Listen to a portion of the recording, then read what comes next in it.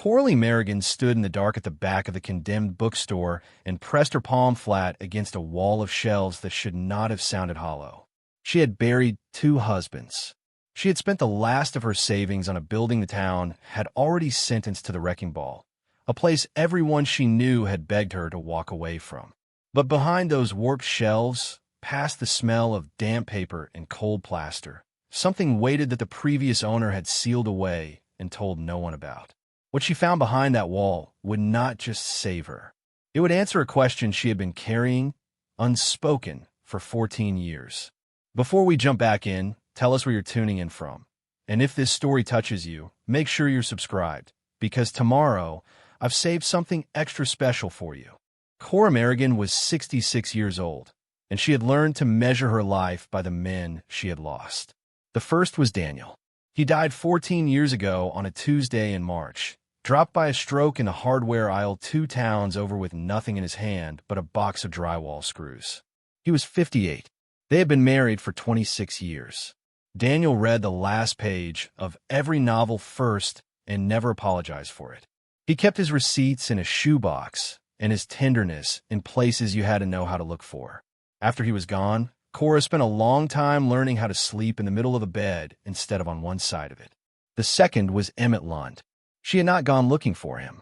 He was a widower himself, a retired shop teacher with sawdust worked so far into the creases of his hands that no soap would lift it, and he courted her slowly, the way a man does who has already learned that nothing worth having can be hurried. They married when Cora was 61. For 4 years, she let herself believe the arithmetic of loss had finally turned in her favor. Then Emmett's heart gave out in his sleep, the way winter comes to Vermont, slow at the edges and then complete. That was 2 years ago. 2 years, 1 month, and 11 days, though she had stopped saying the number aloud, tired of the way people's faces changed when she did. So she was alone. Not lonely exactly. She had made a rough peace with the quiet of her small rented apartment, with the church suppers and the long walks that kept her knees honest. But there was an emptiness under her days that no routine could fill, a sense of waiting for something she could not name. Wexley Falls had been dying since long before she was born. The mill that gave the town its name had shut its gates the better part of 50 years ago, and the main street had been losing storefronts ever since, boarded windows spreading down the block like a slow bruise. Cora had roots in that town all the same. She and Daniel had spent the first years of their marriage in rented rooms above the old pharmacy, poor and happy in the way that only the young can manage. And there was one place in Wexley Falls they had loved beyond all the others. Fenwick Books. It stood at the corner of Mill and Harrow, a narrow 3-story brick building with a bay window and a hand-painted sign long since faded to the color of weak tea. Ambrose Fenwick had run it for half a century, a stooped, solitary man in fingerless gloves who knew where every book lived without a single label to help him. Daniel used to bring Cora there on Sunday afternoons.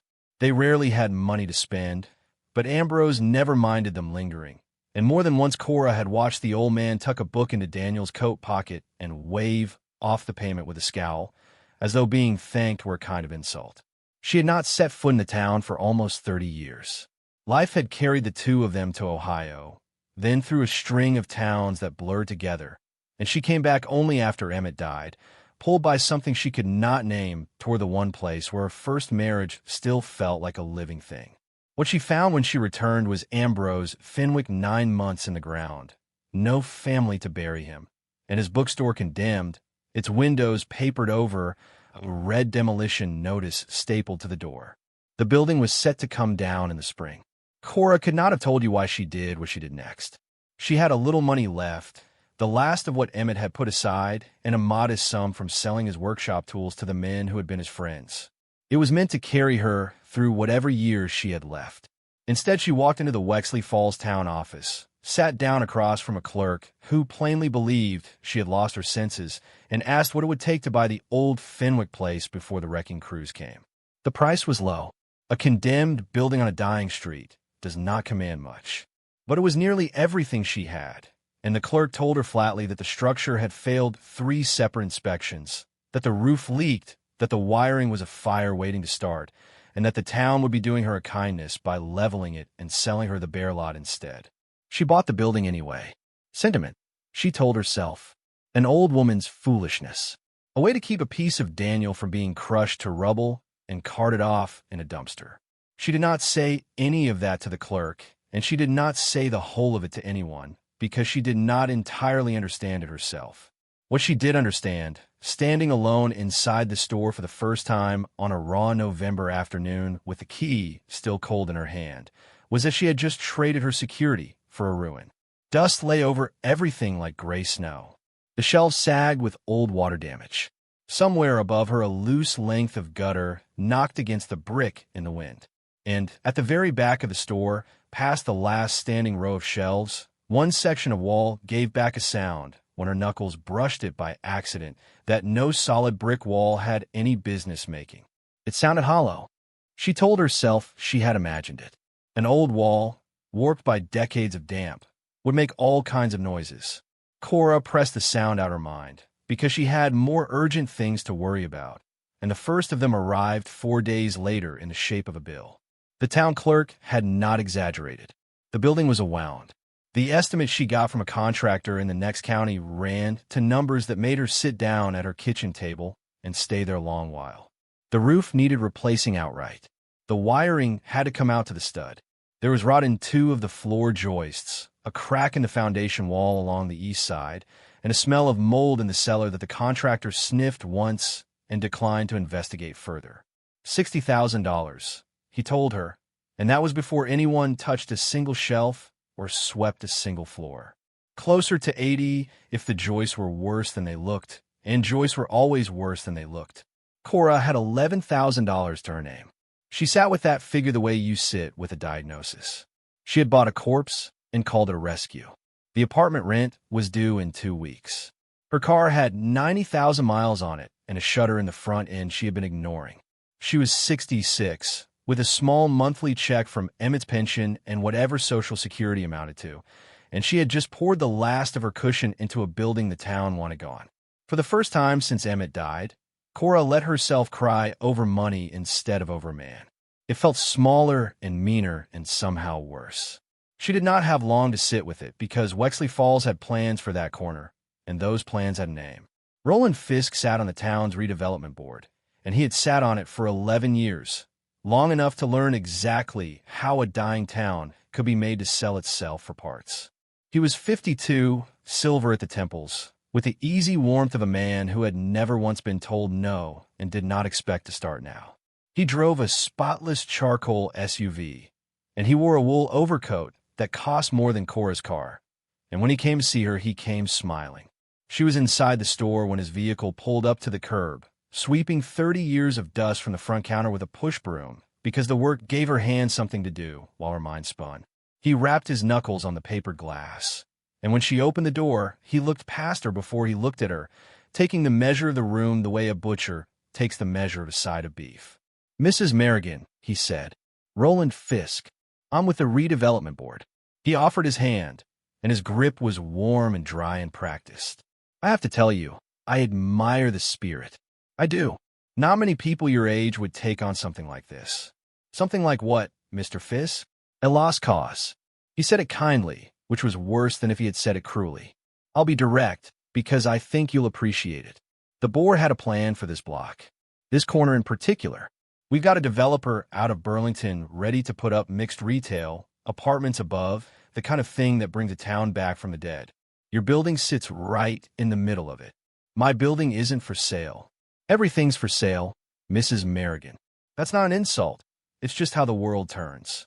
He drew a folded paper from his coat and set it on her freshly swept counter, smoothing it flat with 2 fingers. "That's a fair offer. More than fair, for a condemned structure. You'd walk away with more than you paid, and you'd be spared $80,000 of repairs you and I both know you can't manage." She did not look at the number. She had learned, from a lifetime of men explaining her own situation back to her, that the first offer is never the real one, and that looking too soon is how you tell them you're afraid. "How did you know what the repairs cost?" she asked. Something flickered behind his smile, there and gone. "Small town," he said. "Word travels." It did. She understood, in that moment, that the contractor she had trusted had a mouth, and that Roland Fisk had ears in every corner of Wexley Falls, and that the walls of her ruined store were not as private as she had believed. "I'll think about it," she said, which was not true, and he knew it was not true, and he smiled as though it were.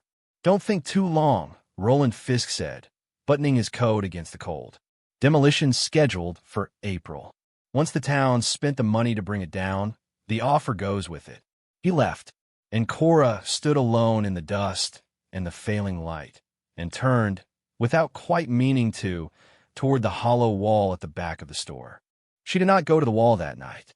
She was afraid of it, though she could not have said of what. Foolishness, she told herself again, and she went home to her apartment and lay awake until the radiator ticked cold, listening to a hollow sound she had heard for half a second 4 days before. She came back at first light with a flashlight, a claw hammer, and a pry bar she had bought at the hardware store for $9, feeling absurd the entire drive, an old woman off to fight a wall. The store was colder in the morning than it had been in the afternoon. Her breath hung in front of her. She made her way down the center aisle, past shelves swollen with old water, past a reading chair with its stuffing spilling out like something that had died there, until she reached the last standing row at the very back and the stretch of wall behind it. She knocked. The sound came back the same as before, hollow and low and wrong.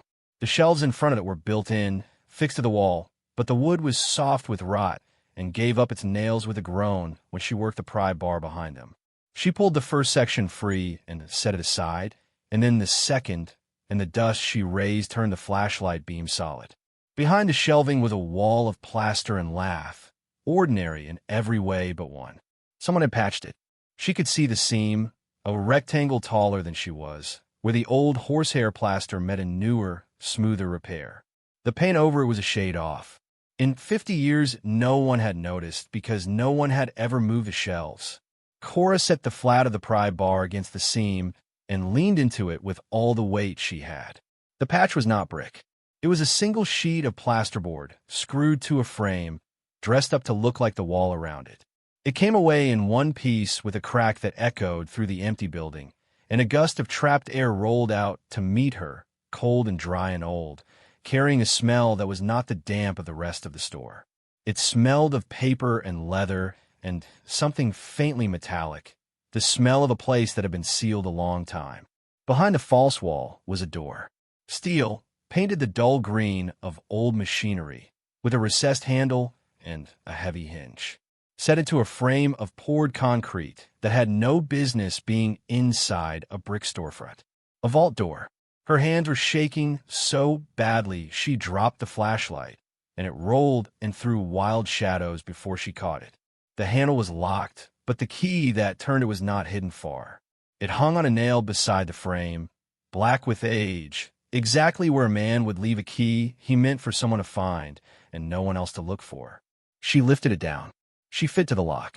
It turned with a heavy, oiled certainty, the sound of a mechanism that had been cared for even in a building left to rot. The door swung inward. The room beyond was small, no larger than a pantry, and it was dry as bone. Ambrose Fenwick had built it well. The walls were lined, floor to ceiling, with shelving of a different kind entirely, close-fitted cabinetry with glass fronts, the sort you would find in a museum and never in a failing shop on a dead Main Street. And behind the glass, row upon row, spine after spine, were books. Not the swollen, ruined paperbacks of a store outside. These were bound in leather and cloth and vellum, some so old the lettering had gone to shadow, some standing in slipcases stamped with gold that caught her light and gave it back. There were flat archival boxes stacked on the lower shelves. There was a reading stand in the center of the room with a single volume open upon it, laid flat as though its keeper had stepped away only a moment ago and meant to return. Cora stood in the doorway of a room that should not exist and could not breathe. She did not know what any of it was worth. She knew almost nothing about rare books. But she knew, the way you know the weather is about to change, that she was looking at something that had been kept and hidden and protected by a solitary man who had died with no family to tell. She knew that the sight of it made the hair rise on her arms. And laid across the open book on the reading stand weighted flat by a small brass paperweight in the shape of an acorn, was an envelope. Her name was written on the front. Cora lowered herself onto the edge of the reading stool because her legs would not keep her up. She lifted the envelope. It was heavy stock, yellowed at the edges, and her name was written across the front in a spidered, old man's hand she had never seen before. Coralie, not Cora. Only Daniel had ever called her Coralie, and only when he meant it. She worked the flap loose. Inside were several folded sheets, covered edge to edge in the same shaking script. Whoever you are, the letter began, if you are not Coralie Merrigan, put these pages down. They are not for you, and there is nothing here you have any right to read. But I do not believe a stranger will be the one holding this. I believe it will be her. I have believed it for a long time, and an old man is allowed his certainties. My name is Ambrose Fenwick. If you are reading this, I am dead, and you have found the room I built, and you are frightened, and you do not understand. Let me try to make you understand, because I owe it to your husband, and because I have carried this alone for 14 years, and I am tired. Cora's hand went to her mouth. 14 years. She read on. I knew Daniel. Better, I think, than most people in this town ever knew me. He came into my shop with you on Sunday afternoons when you were young and poor and did not know how poor you looked, the two of you, holding hands over books you could not buy. I liked him at once.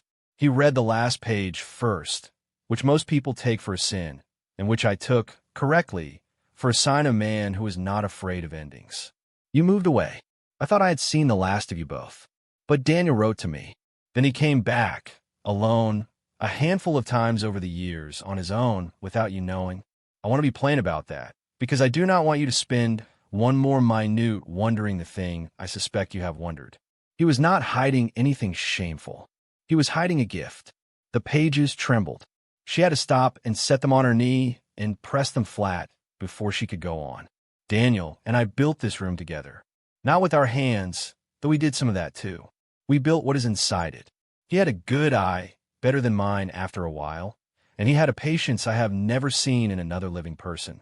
He would find a book, a real one, a thing worth more than either of us would say aloud, and he would send me what money he could, a little at a time, some years more than he should have. I bought, and I kept, and I hid, because that was the arrangement. He did the finding. I did the keeping. I asked him once why. Why books? Why in secret? Why not simply put the money in a bank like a sensible man? He told me a bank could be spent in an afternoon by a frightened woman who did not know her own worth. He told me he wanted to leave you something that could not be spent in a panic, something you would have to bring to the right people to understand, so that no one could ever cheat you and no bad month could ever take it. He wanted to leave you a future you could not accidentally throw away. He said, and I remember it word for word, I want Coralie to be old and unafraid. Cora made a sound she did not recognize as her own. He never told you because he was not finished. He thought he had years. We both thought so. Then you called this shop 14 years ago this spring, a woman I had never spoken to tell me that a Daniel Merrigan had died in a hardware store 2 towns over, and to ask, in a voice I have not forgotten, whether I knew why my name was written on canceled checks in his box of receipts. The floor seemed to tilt. She remembered that call. She remembered the shoebox, the checks made out to A. Fenwick that she had found among Daniel's things. $300 here, $500 there, going back years, and the old man's voice on the phone that had gone very quiet, and then told her only that Daniel had been a customer, and a good one, and that he was sorry for her loss. She had hung up and sat with a suspicion she was ashamed of and had never been able to fully bury, that her steady, gentle Daniel had kept some door in his life closed to her. She had carried the ache of it for 14 years and told no one. I lied to you that day. Ambrose wrote, and I have been sorry for it ever since. But the work was not done, and I did not know how to give you an unfinished thing, and I did not know how to find you once you stopped calling. So I did the only thing I knew how to do. I finished it. I kept it whole, and I trusted the one thing Daniel swore to me, that if he were ever gone, you would come back to Wexley Falls someday, to this shop, because it was the place you two were happiest, and you would not be able to help yourself. He was right. You came. You are here. Everything in this room is yours. It always was. Preparing and narrating this story took us a lot of time. So if you're enjoying it, subscribe to our channel. It means a lot to us. Now back to the story. Cora told no one about the room.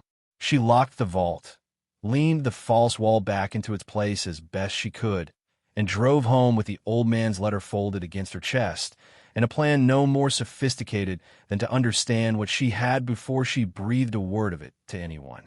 She had already made her one mistake, though. She simply did not know it yet. She had been seen. A man walking his dog at first light had watched her drag broken shelving out the back of a condemned building and stack it in the alley, and he mentioned it to the clerk at the post office, who mentioned it to her brother, who happened to plow Roland Fisk's long driveway every winter. By the time the story reached Fisk, it had grown a tale of rumor. The Merrigan widow had found something inside the old Fenwick place, something the strange old man had kept hidden all those years. Fisk did not come himself this time. The car that pulled to the curb 3 days later was a black sedan with Massachusetts plates, and the man who unfolded himself from it wore a camel overcoat and carried a slim leather case. He moved without hurry. He had the settled ease of a person who had appraised a great many dead people's belongings and never once paid $1 more than he had to. Mrs. Merrigan. He did not offer his hand. Desmond Thorne. I deal in rare books and manuscripts. Out of Boston. I'm given to understand you've come into a small library. Given to understand by whom. His smile did not reach anywhere near his eyes. It's a small state. May I see it? I've driven a long way on the strength of a rumor. The least you can do is tell me whether I've wasted my morning. Against her own better sense, and only because she wanted to hear what a man like this would say, she let him in. She led him to the back, moved the false wall aside, and unlocked the green door. She watched his face as it swung open. He was careful. She had to give him that. Whatever leapt behind his eyes in the first half-second, he folded it away before it could reach his mouth. He set his case on the reading stand and drew on a pair of white cotton gloves and began to move along the glass fronts, tilting his head, murmuring to himself in a low professional drone that seemed designed to be overheard.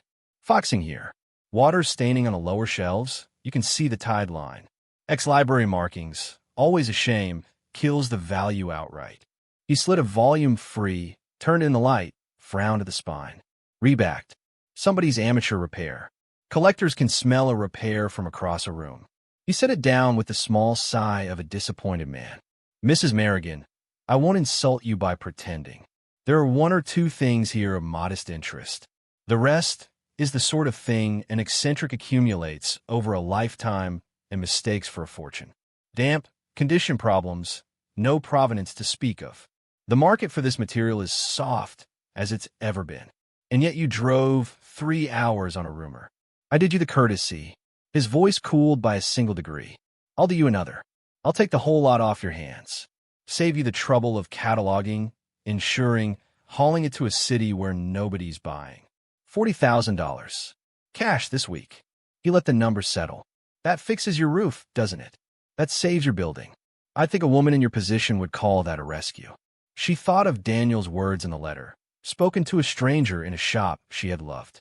A bank could be spent in an afternoon by a frightened woman who did not know her own worth. He had built this room so that no one could do to her exactly what this man in the camel coat was doing now. No, Cora said. Thorne's gloved hands went still. I beg your pardon. You heard me well enough. Thank you for the drive. You can see yourself out the way you came. For a moment, the professional drone dropped away entirely, and something harder looked out at her. Then it was gone, and he was peeling off his gloves finger by finger, smiling again. You'll want to call me when the reality of your situation catches up to you. It always does. He left a cream card on the reading stand. Buildings like this don't wait, Mrs. Merrigan. Neither do offers. He drove off toward the highway. Cora stood alone in the cold vault with her heart going hard. Her phone rang that evening, at home, while she sat in the dark, not eating the supper she had made. Roland Fisk's warm voice filled her ear before she had finished saying hello. I heard my friend Desmond made you a generous offer today, he said. I'd think hard about it if I were you. $40,000 for a pile of moldy books and the demolition still coming in April. That's a soft landing. A woman your age doesn't get many of those. She set the phone down on the table without answering and looked at it for a long time. They knew each other. They had planned it between them. And she understood, finally and coldly, that she was alone in this against men who did it for a living, and that she needed someone honest before the two of them squeezed her out of everything Daniel had spent his life building.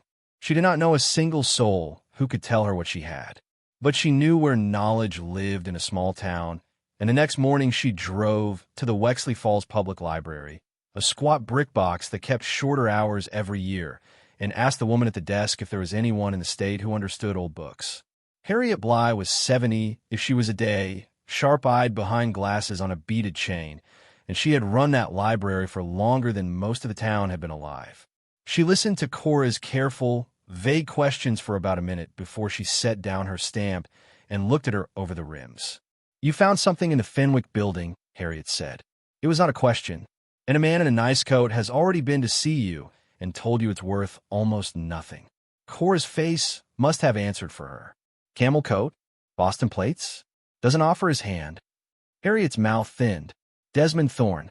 He circles this county like a crow after a hard winter. Buys dead people's libraries for pennies from families too grieved to know better." She was already reaching for the phone. "Ambrose Fenwick was the most private man I ever met, and the most learned. Whatever he left in that building, you do not let Thorne near it again. There's exactly one person you should talk to, and she owes me a favor." The person was Dr. Priya Anand, a curator of rare books and manuscripts at the Thornbury Athenaeum in Boston, a private research library older than the country. Harriet had known her for 20 years, since Priya was a graduate student cataloging a donation nobody else wanted. 2 phone calls, and 3 days later, Dr. Anand's small gray car pulled up outside Fenwick Books, and a compact woman in her 40s stepped out with a case of instruments and the wary, hopeful look of a person who had been disappointed by rumors before. Cora unlocked the vault and stood back. Dr. Anand went very still in the doorway, the way Cora herself had. Then she set down her case, drew on gloves, and stepped inside without a word. She did not speak for a long time. She lifted one volume, held it to the light, opened it a careful few degrees, and read the title page. Her breath changed. She set it down with the tenderness you would show a sleeping child and lifted another, and another. And Cora watched a professional woman's composure quietly come apart. "Mrs. Merrigan," Dr. Anand said at last, and her voice was not quite steady. "Where did these come from?" "My husband and Mr. Fenwick. Over about 30 years. My husband found them. Mr. Fenwick kept them. They found them." She was moving along the shelves now, faster, her gloved fingers hovering. "Do you know what this is?"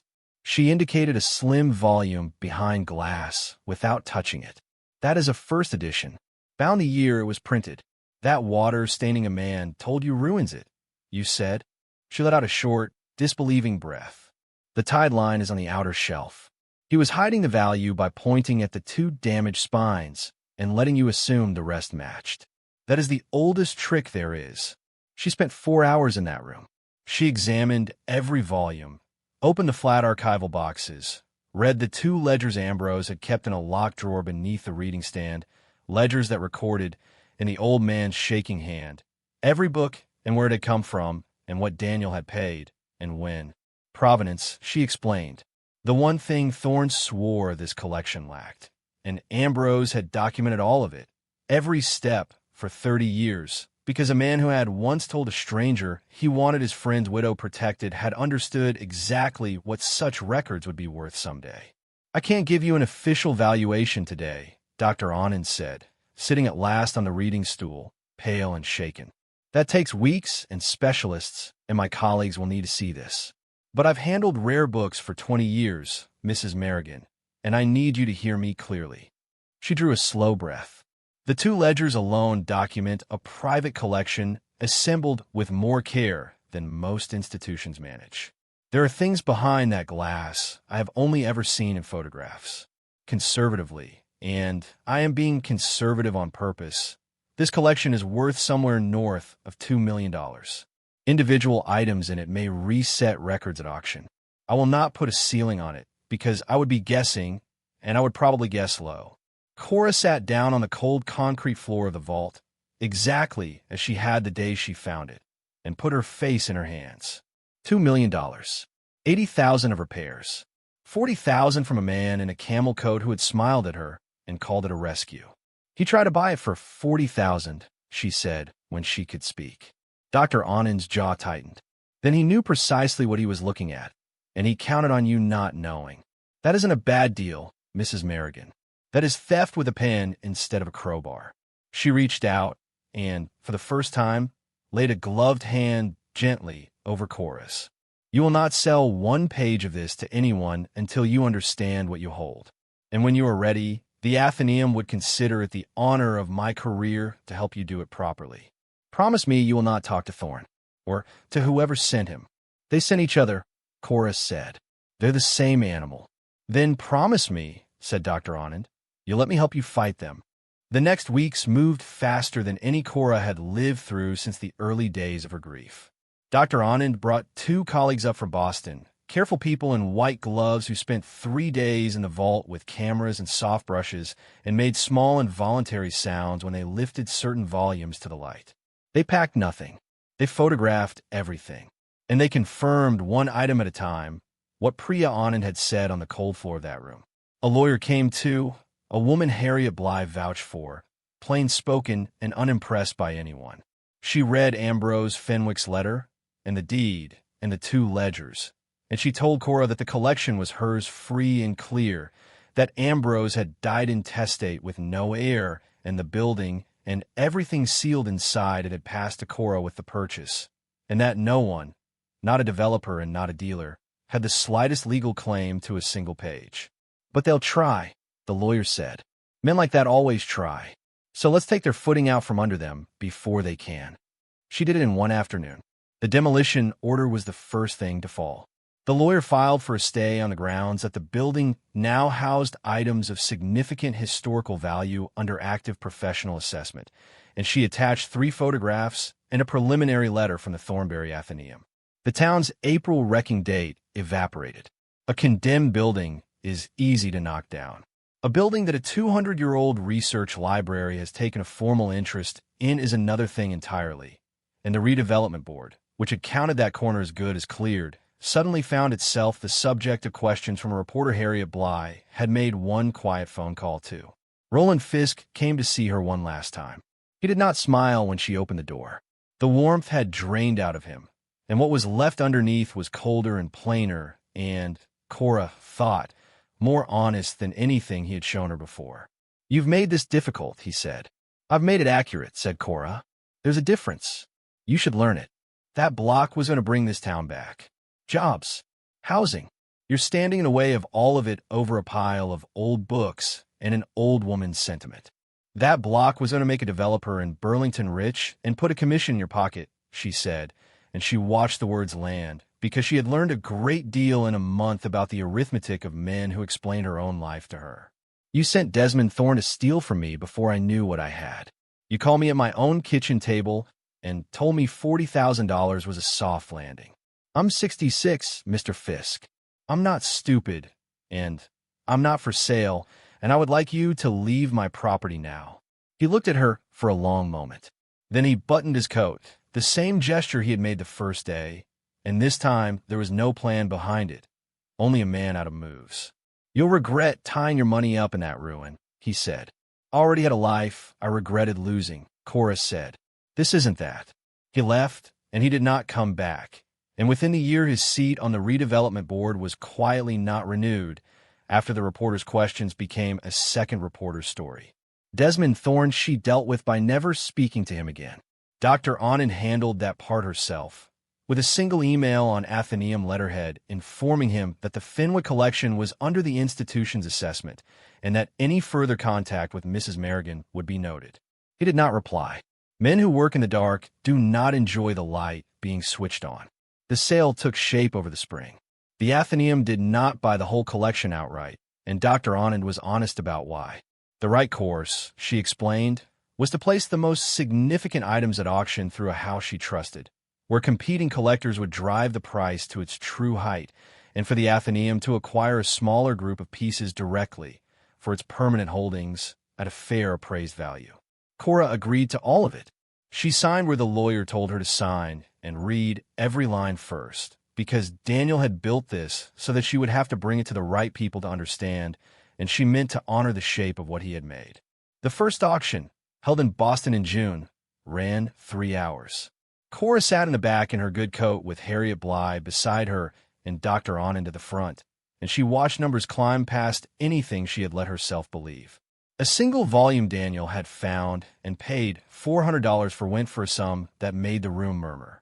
When the last lot closed, the collection had brought, all told, and after the auction house took its share and the taxes were reckoned, a little more than $2,300,000. Cora Merrigan, who 3 months earlier had $11,000 in a condemned building, sat in a paneled room in Boston and understood that she would be old and unafraid, exactly as her husband had promised a stranger she would be. She did not celebrate. She went back to her hotel that night and took Ambrose Fenwick's letter out of her bag and Daniel's shoebox of old checks that she had kept for 14 years without knowing why, and she laid them side by side on the bed. 2 men, one who had loved her out loud, and one who had kept faith with him in silence for 14 years, and both of them, in the end, had been taking care of her. She could have taken the money and gone anywhere. A warm place with no winter, a small clean life with soft edges. For about a week, she let herself imagine it. Then she drove back to Wexley Falls and stood on the corner of Mill and Harrow in front of the ruined building she had refused to let them level, and she knew she was not going anywhere at all. She fixed the roof first. The $80,000 that had frightened her into tears at her kitchen table was a small thing now, and she paid it without flinching. New joists went in where the old ones had rotted. The wiring came out to the stud and went back safe. The foundation crack was stitched and sealed, the cellar dried, the bay window rebuilt with wavy glass to match what had been there when she and Daniel were young. She kept the hand-painted sign.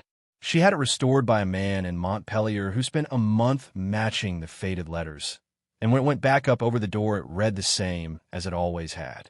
Fenwick Books. She did not change the name. It had never once occurred to her to change the name. The vault she left exactly where it was. The green door, the concrete frame, the glass-fronted cabinets, all of it stayed, and she had a small brass plate made for the door that told the truth in few words, that this room had been built and kept by Ambrose Fenwick, bookseller, and that the collection it once held had been found by Daniel Merrigan, who wanted his wife to be unafraid. The Athenaeum sent up 2 of the volumes it had acquired, on permanent loan, to sit behind that glass where they had spent so many hidden years, so that anyone who wanted could stand in the room and see what a quiet man's patience had built. The store reopened in the fall. It was not a going concern. Cora was not fool enough to believe a bookshop could pay its way on a dead street in a dying town, and she did not need it to.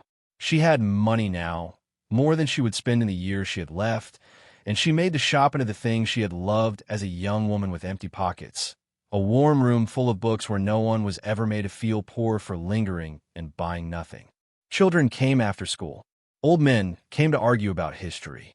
She kept a pot of coffee going and a fire in the little stove, and more than once she caught herself tucking a book into a young couple's bag and waving off the payment, and she would think of Ambrose and his fingerless gloves doing the same for her, and Daniel 30 years before, and she would have to turn away so no one saw her face. But the shop was not the whole of what she did with what she had been given. She had spent a lifetime being the frightened woman Daniel described, the one who did not know her own worth, the one a man in a camel coat had counted on to sell a fortune for pocket change. She thought about how close she had come. She thought about every other widow and widower in every dying town who had sold a dead husband's life for $40,000 because no one honest had gotten to them first. So she set aside $800,000 of the sale, and, with the plain-spoken lawyer's help, she started something and called it the Fenwick Trust. It did one thing, and it did it well. When an elderly person in the county lost a spouse and found themselves circled by men who wanted to buy the estate cheap and fast, the trust paid for an honest appraisal and an honest lawyer before a single signature was given. In its first year, it stopped 4 sales that would have robbed grieving people of everything they had left. It kept 2 farms and families that had held them for a century. It taught a great many crows that this particular county was no longer easy hunting. On a bright, cold morning the following winter, Cora stood in the back room of the reopened store beside the green vault door, and she took down the last thing she had been keeping. Not a book, an envelope. It was the one Emmett had left her, the second husband, the shop teacher with sawdust in his hands, a short plain note he had written years before he died and slipped into a drawer, telling her only that whatever came, she was stronger than she believed, and that he had always known it even when she had not. She had not been ready to read it before. She read it now, in the room Daniel built, in the shop Ambrose kept, and she understood that all three of them, in their different ways, had been telling her the same thing her whole life. She was old now. She was unafraid. Two men who loved her and one who kept faith with them had seen to that, and she meant to spend whatever years remained proving them right. Cora Merrigan opened the shop and put the coffee on and unlocked the front door to let the morning in. If Cora's story moved you, remember that the most valuable things are often the ones the world has already given up on, and that love, real love, sometimes works in silence for years to protect the people it leaves behind. Some gifts are not spent. They are kept and completed and handed forward long after the hands that began them are gone. Up next, you've got two more standout stories right on your screen. If this one hit the mark, you won't want to pass these up. Just click and check them out. And don't forget to subscribe and turn on the notification bell so you don't miss any upload from us.